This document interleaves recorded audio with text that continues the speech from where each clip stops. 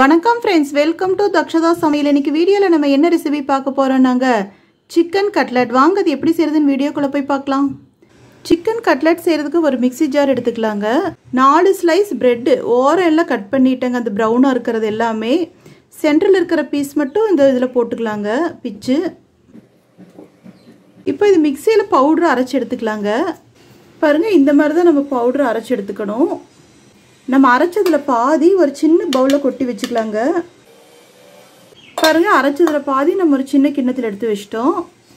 200 gram boneless chicken இந்த மிக்ஸில போட்டுக்கலாங்க. எலும்பு இருக்க கூடாது. இந்த மாதிரி வெறும் பீஸா இருக்கணுங்க. அந்த மிக்ஸி ஜாருக்குள்ளேயே 1/4 டீஸ்பூன் வறுத்து அரைச்ச சீரக powder, 1/4 teaspoon black pepper powder, 1/4 teaspoon garam masala powder, உப்பு 1/2 டீஸ்பூன், மஞ்சள் தூள் 1/4 teaspoon, red chilli flakes 1/2 teaspoon. எல்லாத்தையும் தண்ணி எதுவும் விடாமல் நம்ம நல்லா அரைச்சி எடுத்துக்கலாங்க. பாருங்க எல்லாத்தையுமே இந்த மாதிரி நம்ம அரைச்சி எடுத்துட்டோம். பாருங்க நம்ம இப்போ கட்லெட் செய்யறதுக்கு பிரெட் பவுடர் ஒரு பவுலில் வச்சுருக்கோம். ஒரு முட்டை நல்லா பீட் பண்ணி வச்சுருக்கோங்க.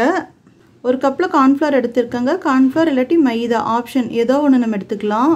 பாருங்க நம்ம மிக்ஸியில் அரைச்சி வச்சிருக்கிற ஒரு சிக்கனை ஒரு பவுலுக்கு மாற்றிட்டோம். பாருங்க நம்ம மிக்ஸியில் அரைச்சி வச்சிருக்கிற சிக்கனை ஒரு பவுலுக்கு மாற்றிட்டோம். நம்ம இந்த சிக்கன் கையில் எடுத்தோன்னா நல்லா ஒட்டுங்க. அதனால கை ஃபுல்லாக ஆயில் அப்ளை பண்ணியிருக்கேன். நான் ஆயில் அப்ளை பண்ணி எடுத்தால் மட்டும்தான் ஒட்டாது. சும்மா அப்படியே எடுத்தோம்னா கையில் ஒட்டுங்க. இப்போ ஒரு எலுமிச்சம்பழ சைஸ்க்கு ஒரு பால் எடுத்துக்கலாங்க. நல்லா ரவுண்ட் ஷேப்க்கு பண்ணிக்கலாம். ஒரு பிளேட்டில் வச்சிடலாம்.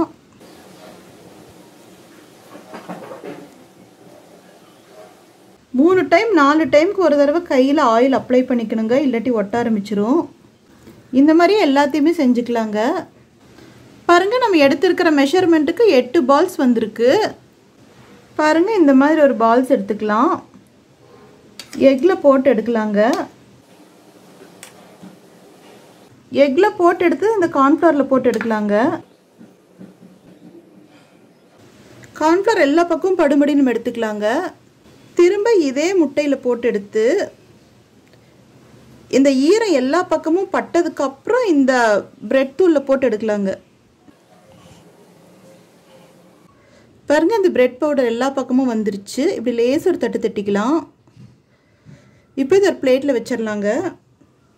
பாருங்கள் எல்லாத்துலேயுமே நம்ம இந்த பிரெட் பவுடர் கோட் பண்ணி எடுத்துட்டோம். இப்போ அடுப்பில் ஒரு கடாய் வச்சுக்கலாங்க. அதில் பொரிக்கிறதுக்காக ஆயில் விட்டுக்கலாம். பாருங்கள் பொரிக்கிறதுக்காக அடுப்பில் ஒரு கடாய் வச்சுருக்கோம்.